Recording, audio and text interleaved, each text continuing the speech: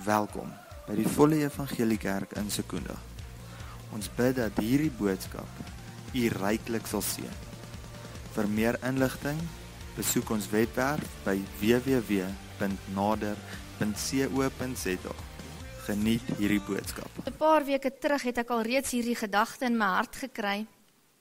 En ek dank die Here dat hy met ons 'n pad stap in hierdie kerk. Hy is besig om vir ons in hierdie hele proses wat ons is hy besig om getrou vir ons te leer, by te staan, te ondersteun en aan hom kom toe vanmôre al die lof en al die eer. Ek wil net eers bid. Vader, dankie vanmôre vir u woord. Dankie dat ons vanmôre in hierdie gebou kan sit en die woord kan hoor. Ek dank die Heilige Gees dat u hier teenwoordig is. Ek dank die Gees van God, u wat die wysheid is, u wat raadgewer is, dat u vanmôre hier is om met ons te ontmoet. Dankie Here dat ek weet hierdie woord is lewende woord, omdat dit u geskrewe woord is. En dankie dat die Heilige Gees elke woord lewend maak in ons hart. En Here, terwyl ek vanmôre daar agter sit, kom die gedagte net by my, dat ons nie sal kerk doen nie, maar dat ons sal kerk wees. En ek dank jy Here vir u woord. Ek dank jy Heilige Gees dat u ons help, dat ons werklik kerk sal wees, dat ons lig sal wees, dat die lewe wat u in ons leef, ander dit sal sien en dit sal begeer, omdat u lewe. Ons dank jy daarvoor in Jesus naam. Amen. Nou, daai prentjie, ek weet nie of dit regtig is, dit 'n panserkar is nie, maar dit is 'n gepantserde voertuig, soos dit vir my lyk. Nou as daar iets is uit my kinderdae wat ek baie goed kan onthou, nou ek was in die 1970s was ek 'n klein dogtertjie. En daai tyd was diensplig nog 'n ding gewees en ek onthou daar was kere wat my pa opgeroep was vir grensdiens. En dan het hulle daar aan die grens van Angola, daar het hulle gaan grensdiens doen en ek onthou hoe ek baie keer so bang was dat my pa nooit weer sal terugkom nie. En een so tyd was oor 'n Kersfees, ek dink dit was 1976, ek kan nie onthou nie, maar ek weet my pa het grensdiens gedoen en daai tyd het mens telegramme nog gekry. En ons het een tyd 'n telegram gekry en ek kon nie lees nie, maar ek weet my ma het gelees en ek het dit oor en oor gelees. En dit het net 'n boodskap van my pa gehad wat gesê het dat ons moet luister na Esme Everhard se program op daai spesifieke datum, want sy het so 'n program gehad vir troepe. En dan gaan hulle Kersboodskappe uitsaai van die troepe vir hulle geliefdes in Suid-Afrika. En ek onthou ons het voor die radio gesit in Kimberley en net om my pa se stem te gehoor het was amazing. En wat ek onthou van hierdie kere wat my pa altyd grens toe moes gaan, en ek onthou van hulle het in die Caprivi strook gewees, daardie tyd, was dat hy was 'n panserkar drywer gewees. En as kind het jy nie 'n klou wat dit beteken nie. Al wat jy weet is hulle skiet goed en jy's bang jou pa gaan dood. En goed wat as in 'n klein kind se kop nooit sin gemaak het nie. En ek lees nou die dag dat Winston Churchill was die eerste mens wat 'n gepantserde voertuig bo op die onderstel van 'n trekker laat monteer het om in die oorlog te gebruik. En hulle sê, daardie inisiatief, daardie totstandkoming van 'n gepantserde voertuig, het die oorlog heeltemal en die aard daarvan heeltemal verander. Want voor die tyd was daar loopgrawe gebruik en loopgrawe was maar meer net verdedigend gewees. Jy kon nie veel doen as om in die loopgraaf net te verdedig nie. Maar hierdie gepantserde voertuie en tanks wat hulle later ontwikkel het gemaak dat die oorlog van verdediging af oorgaan na aanvallend toe. Nou kon jy die vyand aanval terwyl jy beskik en toegemaak is in hierdie sterk gepantserde voertuig. En dit het my regtig baie laat dink aan ons as kind van God se lewe. Die woord sê, ons is in 'n stryd gewikkel. En ons worstelstryd is nie vlees en bloed nie, maar is teen die magte, die owerhede, die bose magte in die lig. Dit is teen die vyand wat wil sorg dat ons glad nie suksesvol gaan wees in hierdie lewe nie. Hy kan dit nie hanteer dat God met sy volk is en met sy kinders is nie. En daarom sê God, Daarom het God vir ons toerusting gegee. En in Efesiërs 6 vers 10 staan daar, word kragtig in die Here en in die krag van sy sterkte. Word kragtig in die Here en in die krag van sy sterkte. Daar is niks wat God se krag en sterkte kan oorweldig nie. God is groot. Nou sê die skrif hier, word kragtig in die Here en in die krag van sy sterkte. En dan staan daar in vers 18, dan word die hele wapenrusting opgenoem, die helm van verlossing en die swaard, en al hierdie goed word genoem. En in dieselfde asem in vers 18 staan daar, terwyl julle met gebed en smeking by elke geleentheid bid in die Gees, en juis daartoe waak in volharding. Wat dit vir my sê is, God het vir ons 'n mondering gegee. Hy het vir ons klere gegee, wat ons help in ons stryd. Maar gebed is daar die gepantserde voertuig, wat my toemaak, sodat ek hierdie geveg na die vyand toe kan vat, en ek oorwinnend daaruit kan uittreë. En ek wil vanmôre vir jou vra, watter weerstand, of watter probleem is daar vanmôre, wat jou weerhou van oorwinning?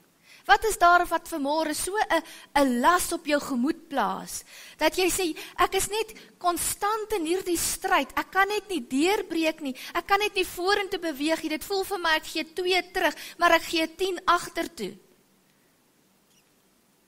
Jy sien wat gebeur wanneer ons in 'n stryd betrokke raak, is al hierdie dinge wat rondom ons gebeur, trek ons aandag af van dit wat belangrik is. Dit steel ons fokus. Ek wil vanmôre vir jou sê, baie keer kom die vyand, en hy sê vir jou, dit help nie om die Here te dien nie. Dit help nie om te bid nie. Wat help het jy bid? Jy mors jou tyd.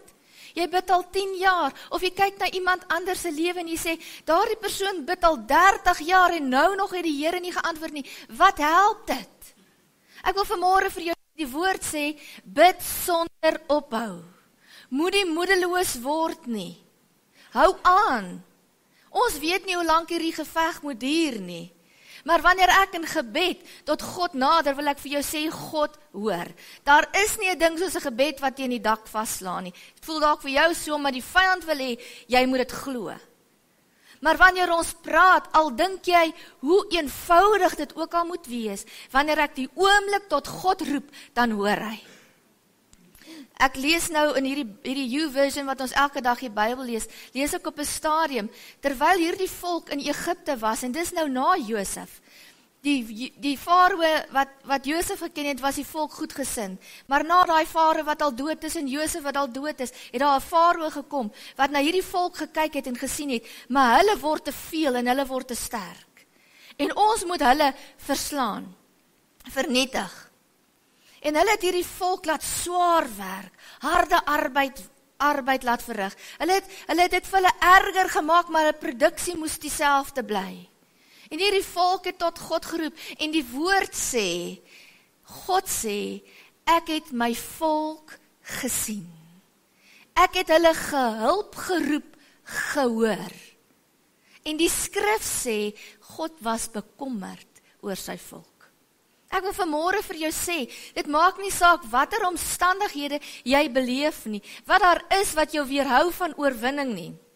God sien en God hoor.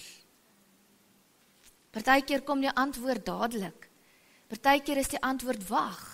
Want in die wag is ons besig om voor te berei te word vir dit wat God vir ons instoor het. En dit wat God vanmôre vir jou instoor het, mense, ons moet net op die plek kom wat ons dit snap en wat ons sê, Here, ek glo dat dit wat U vir my voorberei soveel beter en mooier is as wat ek self kan dink. Jy sien, ons dink met 'n menslike verstand wat baie beperk is. Ons kan nie vooruit sien nie, maar God het reeds vooruit bepaal wat jy sal wees en hoe suksesvol jy sal wees.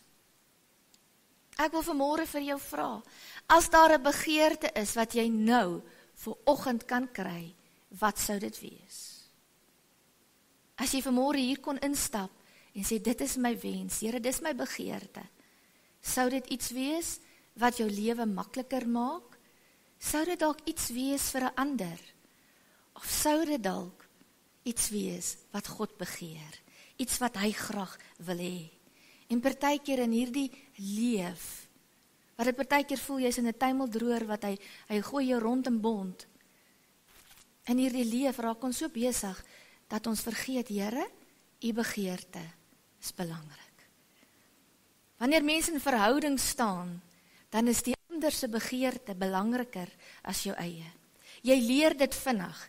As ek net my huisgesin moet vat, en dit moet nou dalk gebeur dat ons 'n takeaway moet koop, want dit gebeur baie raar, want julle sal verstaan, dis baie moeite. Want die oomblik wat ek vra, goed, wat gaan ons vinnig koop? Dan is daar 3 verskillende antwoorde. Die een sê net nie KFC nie, daai een sê net nie Steers nie, daai een sê net nie dit nie, daai een sê ek soek net 'n Sparburger, en dan raak dit so 'n konsentrasie, want nou moet jy in 'n roete ry, om almal se kos te kry, dat dit moet warm wees, en weet jy wat, aan die einde van die dag, dan dink ek, weet jy wat, ek eet sommer net wat julle eet, maak nie saakie. Solank julle gelukkig en tevrede is. En wanneer ons kind van God is, wanneer hy my pa is, wanneer hy my vader is, wat so goed na my omsien, dan moet ek op 'n plek kom sê, Here, ek het nie selfsugtige neigings in hierdie lewe nie. Wat is u wil, Vader? Jesus se lewe was gebou op gebed. Jesus het konstant met sy Vader gepraat, en hy het die wil van sy Vader kom doen. Mense, God het vir ons, Jesus het vir ons die voorbeeld gestel. Ons moet vra wat sy wil is. En ek weet, dit gebeur nie altyd doelbewus, dat ons nie die wil van God kies nie. Dit gebeur nie altyd doelbewus, dat hy nie ons prioriteit is nie, want jy moet net bybly. Party oggende word jy wakker, en die oomblik wat jy wakker word, is dit net 'n geval van hit en ran en gaan, daar is nie tyd vir baie dinge nie. Maar vra na sy wil. Om in oorwinning te lewe, beteken, Here, ek kan nie vanmôre uit hierdie huis uit gaan. Ek kan nie opstaan, as ek nie beskerm word, en toegevou is nie. Alle mense, wat die grootste deurbrake in die Bybel beleef het, was mense wat God in gebed vertrou het. Wat vorentoe beweeg het, al het hulle ook teenkanting beleef. Geen lewe is ooit doelloos nie. Jy is nie maar net vanmôre hier nie. Jy is nie maar net vanmôre 'n onderwyser nie. Jy is nie maar net vanmôre wat ook al nie. God het 'n doel met jou lewe. En as ons gaan dink aan Abraham, God gee aan Abraham 'n belofte. Hy sê vir Abraham, trek na 'n land wat ek jou sal wys. En Abraham het net eenvoudig God geglo en hy het getrek. En God beloof hom 'n groot nageslag. God sê vir Abraham, ek sal jou nageslag maak soos die sterre aan die hemel en die sand in die see. En Abraham is op pad. Hy glo die woord van God. En etlike jare verloop en steeds het hulle nie 'n kind nie. Nou hoe gaan jy 'n nageslag hê as jy nie 'n kind het nie? En reeds toe Abraham en Sarah so oud was, dat dit was beyond om kinders te hê, kom God in sy almag en hy sê, nou is dit tyd vir Isak. En hy gee Isak, een kind om 'n nageslag te bou. En dan sien ons later, God het van Abraham gevra om Isak te offer. Abraham het vir geen oomblik getwyfel dat God sal voorsien nie, want God het Isak gegee, en so sal God ook voorsien. En God sien dat hierdie man getrou is, ten spyte van dit wat rondom hom aan die gebeur is, ten spyte van dit wat hy van hom vra, bly hy gehoorsaam. En wat vir my interessant is, toe Isak 40 jaar oud is, toe ontmoet hy eers vir Rebekka, toe trou hy eers met Rebekka, 40 jaar. En die skrif sê, in Genesis 25, Isak het die Here gesmeek met die oog op sy vrou, want sy was onvrugbaar. Mense, God gee vir Abraham 'n belofte, hy het een kind. Hierdie een kind trou met 'n vrou en sy is onvrugbaar. En nou sal 'n mens sê, hoe werk dit? God het hierdie nageslag beloof, en die woord sê, en die Here het hom verhoor, sodat sy vrou swanger geraak het. En Jakob en Esau word gebore. En voor die geboorte van hierdie tweeling, sê God reeds vir Rebekka, die oudste sal die jongste dien. En as ons nou kyk na hierdie proses, Abraham wat soveel nageslag moet hê, het een kind, hy het 2 kleinkinders. En Jakob word geseën en uiteindelik het hy 12 kinders. En uit die geslag van Juda sou Jesus later gebore word. Maar ook was sy geliefde vrou Rachel onvrugbaar en die woord sê God het aan haar gedink en sy het swanger geraak en Josef was vir 'n spesifieke doel. Mense, ek wil vanmôre vir jou sê, alles wat in die proses van die lewe met ons gebeur as ons God toelaat, het altyd 'n goddelike doel, sodat God verheerlik kan word. En as ons nou kyk hoe Josef se lewe verloop, in die put, en hy's verkoop, en hy's in Potifar se huis, en hy's in die tronk, en hy word verhef tot tweede in bevel van die land, dan sien ons, aan die einde van die dag was dit sodat God vir hom 'n volk kon behou. Maar omdat Josef getrou was, het God hom geseër met soveel meer as wat hy verwag het. Ek wil vanmôre vir jou sê, niks in jou lewe verloop per toeval nie. God is getrou. En wanneer ons op hom bly hoop, kom die deurbraak. Jy sien ons, die natuurlike mens het 'n selfsugtige neiging. Dit wat ek wil hê, moet my lewe beter maak. Dit wat ek wil hê, moet die spanning verlig. Dit wat ek wil hê, moet vir my vrede gee. Terwyl die geestelike mense begeerte is, Here, wat is u wil?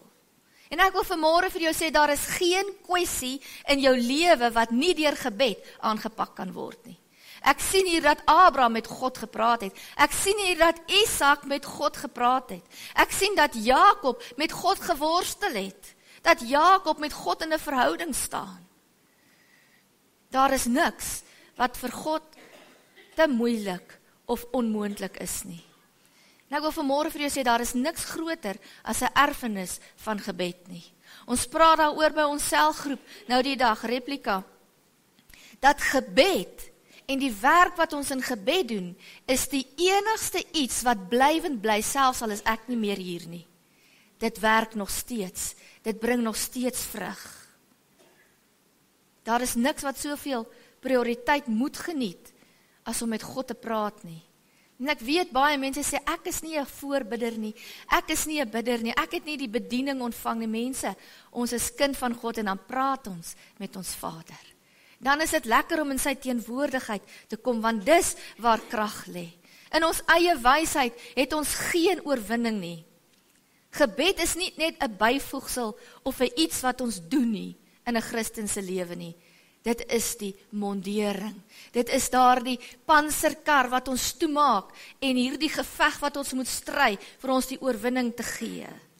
En ek wil vanmôre vir julle Hanna se lewe voorhou. Daar is vir my so iets moois in Hanna, en ons lees in 1 Samuel 1, dat Hanna was die vrou van Elkana, en Elkana het 2 vrouens gehad, Hanna en Penina. En Penina het kinders gehad, en Hanna het niks kinders gehad nie. Maar Elkana was baie, baie lief vir Hanna gewees. Nou die skrif sê, sy het nie kinders gehad nie in vers 6, omdat die Here haar moederskoot toegesluit het. En om kinderloos te wees, was 'n verskriklike ding gewees in daardie tyd. Vrouens wat nie kinders gehad het nie, is deur die samelewing verwerp. Hulle is gespot. Hulle het nie regtig die liefde van hulle man gekry wat hulle wou gehad het nie, want hulle kon nie vir hom 'n nageslag gee nie. En Hanna gaan regtig deur 'n verskriklike, moeilike omstandigheid en situasie in haar lewe waaraan sy niks kan doen nie. Maar die woord sê, God het haar moederskoot gesluit.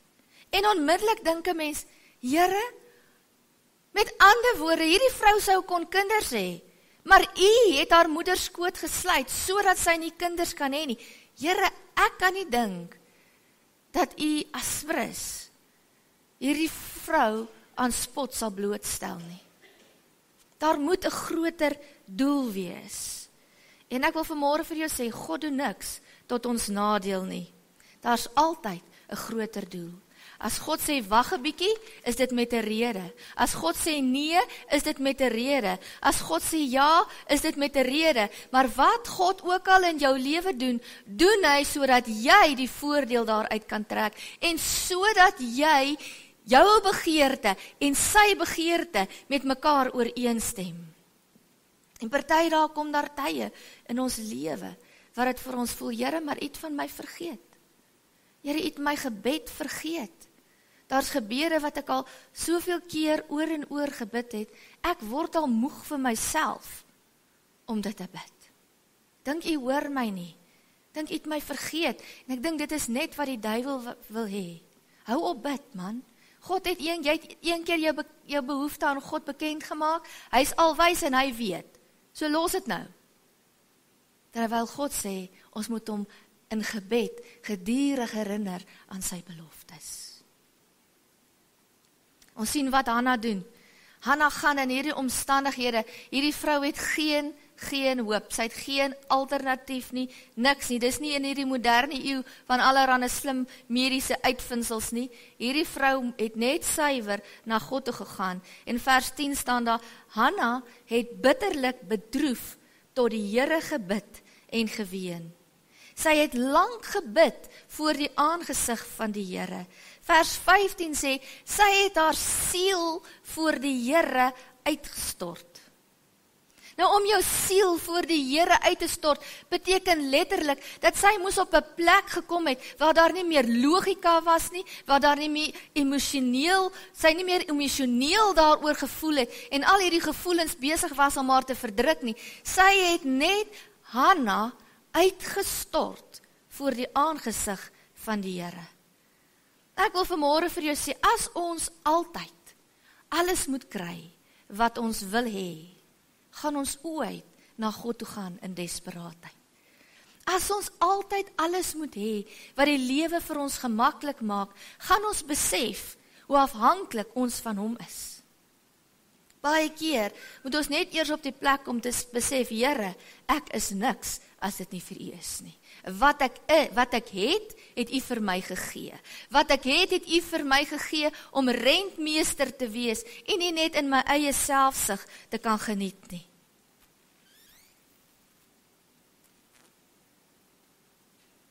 Vers 11 sê, en sy het 'n gelofte gedoen en gesê, Here van die leerskare, as U waarlik die ellende van U diensmaagd aansien, aan my dink en my nie vergeet nie, maar aan U diensmaag 'n manlike kind skenk, dan sal ek hom aan die Here gee al die dae van sy lewe. Ja, hierdie vrou het nie kinders nie. En sy kom voor God en sy sê, Here, as U aan my dink, nou in die Hebreërs beteken aan my dink, to put a mark on me. Sy sê, Here, as U diensmaag merk, as U 'n merk op my sit, en my nie vergeet nie, dan sal ek hierdie manlike kind vir U teruggee, al die dae van sy lewe. Sy vra wat God se begeerte was. Sy vra wat God se wil was. En God gee vir haar die begeerte van haar hart. Hoekom? Want God soek 'n Samuel. En sy soek 'n seun. God het 'n Samuel gesoek vir 'n spesifieke tyd. En ek het net nou gesê, wanneer God gebed verantwoord, wanneer God 'n plan in jou lewe het, is dit altyd omdat daar 'n groter goddelike doel agter dit sit. En wat ek leer uit Hanna se lewe, hierdie vrou was bereid om te sê, Here, ek is gestroop van alles in my lewe. U begeerte is my begeerte. Sien, ons sê so maklik, Here, as U vir my dit doen, sal ek dit doen. Here, as U net vir my 1 miljoen rand gee, sal ek 100.000 rand vir die kerk gee. Jy sien, Hanna het hierdie seun aan die Here teruggegee voordat sy dit ontvang het. En wat vir my so mooi is, wat Pastor Tiaan vanmôre sê, Hy gee in die geloof 10de op dit wat hy nog nie ontvang het nie. En God is 'n beloner van die wie hom vertrou. Hoekom?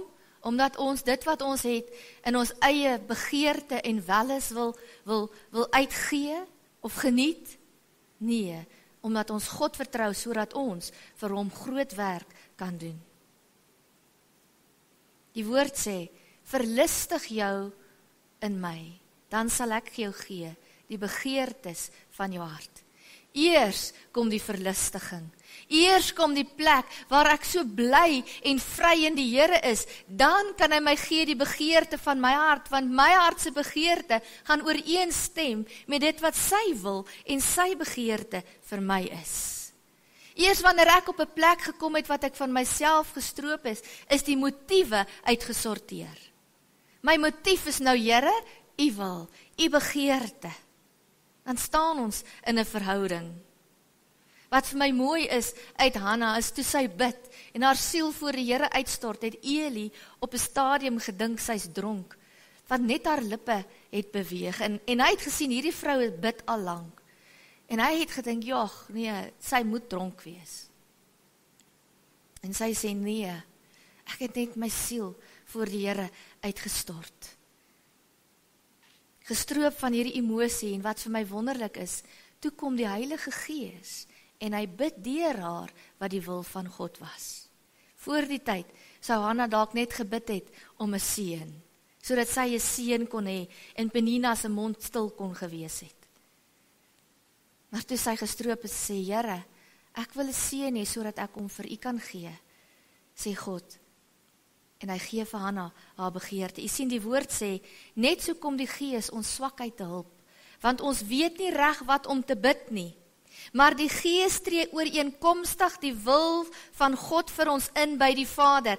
Het ons nie 'n wonderlike raadgewer wat vir ons intree by die Vader, wat God se Vaderhart se wil vir ons lewe ken nie? En wanneer ek in gebed kom en ek is gestroop van logika en ek sê, Here, nie my wil nie, maar U wil, dan kom die Heilige Gees en hy bid en hy tree ooreenkomstig die wil van die Vader vir my in, en my gebed word verhoor, want die Heilige Gees weet hoe om te bid.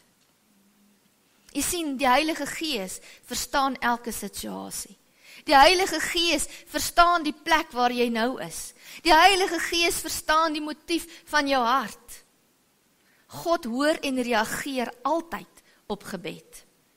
God reageer altyd op nood. Jy sien, Jesus is ons hoëpriester wat vir ons intree by die Vader. Mense, ons het die Heilige Gees wat vir ons intree omdat hy ons omstandigheid ken, omdat hy die wil van die Vader ken, en ons het Jesus wat ons hoëpriester is, wat voor die Vader staan en sê, Vader, hierdie is my kind. Sy is gewas deur my bloed.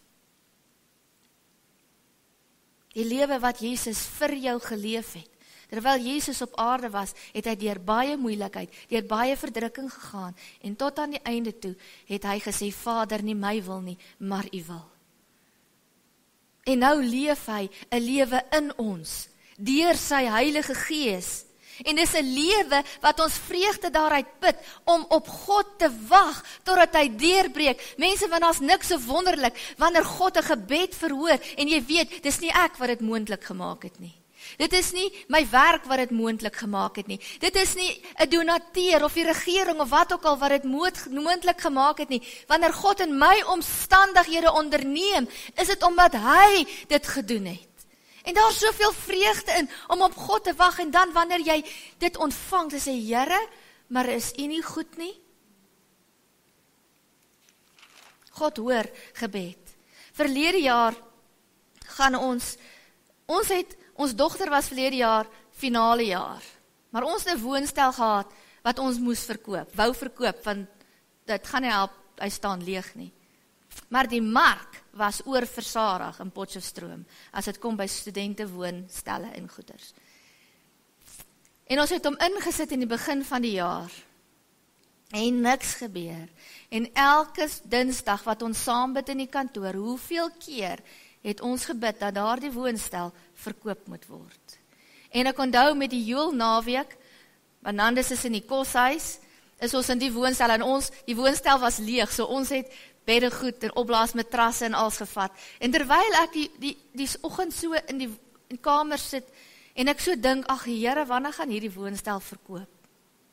Want onthou, daar is nog finansiële druk, daai woonstel word betaal ook, so om leeg te staan is nie goed nie. En die Here sê, vertrou my, ook met die verkoop van hierdie woonstel. En ek los dit. So kom ons en ons bid deur die jaar, Leander is nog op universiteit, en ons bid. En hoeveel keer bid Pastoor Tiaan, Here, dat die woonstel verkoop word. En ek bid ook eendag, ek sê, Here, daai woonstel moet so uitstaan vir die koper wat daai woonstel wil koop. Daai woonstel moet geen ander een in Potchefstroom wees, behalwe daai een nie. Maar niks gebeur nie, later moet ons ry om Renée en Leandrie se trek te gaan haal, en daai woonstel is nog nie verkoop nie.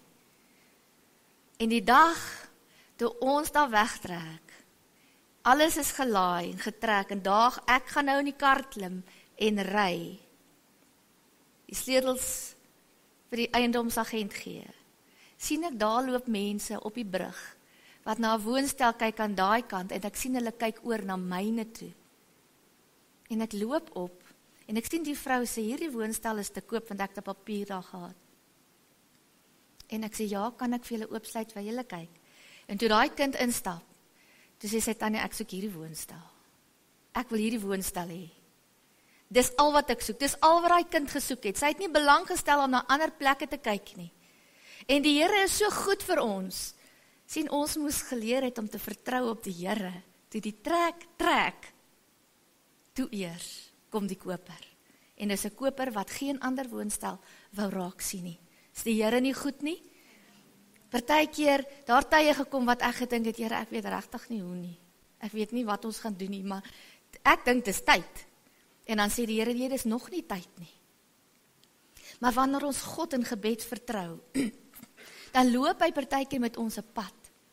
En te sê, my kind, wag net vir my tyd. God gee altyd vir ons meer, is dit waarop ons vra. Jy sien, Hanna het gebid vir 'n manlike kind, en sy het gesê, Here, ek sal hierdie kind vir u teruggee, al die dae van sy lewe, om in u huis te bly. Sy sou nie eers by haar seentjie gewees het nie. Nou as ma, dink ek by myself, as ek my klein seentjie of dogtertjie moet agterlaat, dit sal verskriklik wees. Maar hierdie vrou het gesê, Here, ek gee wat u wil hê. En Here is so goed, sy het nog 5 kinders gehad, 3 seuns en 2 dogters. Hanna het nie gevra vir 'n nageslag nie. Hanna het gevra vir 'n manlike kind. En omdat sy getrou was, gee God vir haar soveel meer, is dit wat sy gevra het. God is 'n beloner van die wat hom soek. En sy woord sê, hy sal nie die goeie weerhou van die wat in regskaapenheid wandel nie. Mense, God sal niks van jou weerhou wat tot jou voordeel is, as jy op hom vertrou nie. Ons kan planne maak, ons kan ons lewe probeer inrig, soos ons dink goed is. Ons kan die mooiste en die edelste gedagtes hê. Ons kan hard werk, ons kan beplan, maar sonder beskerming in gebed, sonder om met God te praat. Jy weet, die woord sê, Moses het met God gepraat, soos 'n man met sy vriend. Is dit nie wonderlik, dat 'n mens so met God die pad kan stap, Here, ek kan met u praat, soos met my beste vriend. En ek weet vanmôre, elke gebed word kristal helder gehoor. Gebed is dit wat God toelaat, om sy doel in jou lewe te bereik. God is so betrokke in ons lewens, maar partykeer is ons dit wat hom weghou. Partykeer is ons dit wat hom weerhou, want ons wil ons manier dit doen. Ons wil ons eie begeerte hê, terwyl ons moet sê, Here, nie my wil nie, maar u wil. En ek wil vandag vir jou bemoedig en vir jou sê, kind van God, in die lewe waarin ons lewe vandag, die woord sê, die dae word boos. En as ons net kyk rondom ons, raak alles moeiliker. Dit raak nie makliker en dit gaan ook nie makliker raak nie. Maar God is getrou om in sy kinders se lewens te voorsien. God is getrou wanneer ons getrou is aan sy woord, wanneer ons gehoorsaam is aan sy woord. Kan ons nie vanmôre die Here vertrou nie? Ek wil vanmôre vir jou vra, as daar 'n begeerte is, as jy 'n deurbraak verlang, maak tyd in gebed. Sê Here, ek gaan hierdie ding, ek het dalk nie, mense sê hulle is nie oggendmense nie, ek is ook nie 'n oggendmens nie, maar maak tyd waar daar tyd is. Sê Here, in plaas van om nou die nuus te kyk, wat in elk geval negatief is, simpel voorbeeld, maar in plaas van om dit te kyk, gaan ek nou vir hierdie uur of vir hierdie halfuur tyd in u teenwoordigheid spandeer. Maak tyd om in daardie voertuig van beskerming te wees, sodat jy die geveg na die vyand toe kan vat en in oorwinning kan uitstap. Kom ons bid saam. Vader, dankie vanmôre vir u woord. Dankie Here vir u woord wat lewend is, u woord wat vol voorbeelde is, hoe u gebed verhoor. Dankie Here dat ons vanmôre weet, dat u het 'n doel en 'n plan met elkeen van ons in u lewe. Dankie Here dat ons vanmôre weet, geen een van ons is per ongeluk of per toeval nie. Here, maar dat u goddelike doel in ons lewens sal bereik. En ek bid vanmôre Here, daar waar twyfel is, daar waar mens partykeer voel, Here, maar u hoor nie, of ek is nie belangrik nie, wil ek vanmôre bid, Gees van God, dat u harte sal verander, Here, sodat hulle ingestel sal wees en sal weet dat u hoor. En ek bid vanmôre Here vir deurbrake in mense se lewens. Ek bid vanmôre Here vir getuienisse waar mense getuig hoe God deurgebreek het en 'n weg gemaak het en verandering gebring het. En ek weet ook vandag Here dat u 'n erns het met gebed, omdat gebed nie 'n iets is nie. Here, dit is praat met ons Vader. Dit is praat met ons lewende God. Dit is praat met ons hoëpriester. Dit is praat met die Heilige Gees wat weet wat in ons is. En ek weet vanmôre, Here, daar's geen vrees, daar's geen begeerte, daar's geen bekommernis wat u vanmôre nie ken nie. En ek wil vanmôre bid, Gees van God, dat u ons swakheid te hulp sal kom. Dat u wysheid in ons hart sal lê en dat ons sal leer om reg te bid, dit wat u vra. Ek bid vanmôre, Here, dat u Heilige Gees in ons, u begeerte sal plaas, dat u begeerte ons begeerte sal wees. En ek dank u, Here, dat u in mense se lewens voorsien. Here, waar hulle vertrou, waar hulle 'n verwagting het, dat u in hulle lewe sal onderneem, bid ek vanmôre, Here, dat u die werk sal doen. Dankie dat ons vanmôre kan sterk word in u krag en in die krag van u sterkte, want op ons eie kan ons niks doen nie. Vanmôre kan ons net nederig voor u buig en sê, Here, stroop ons van logika, sodat ons soos 'n kind net op ons Vader sal fokus. Vertrou dat u vir ons sal deurkom. Ons bid dit in die naam van Jesus. Amen.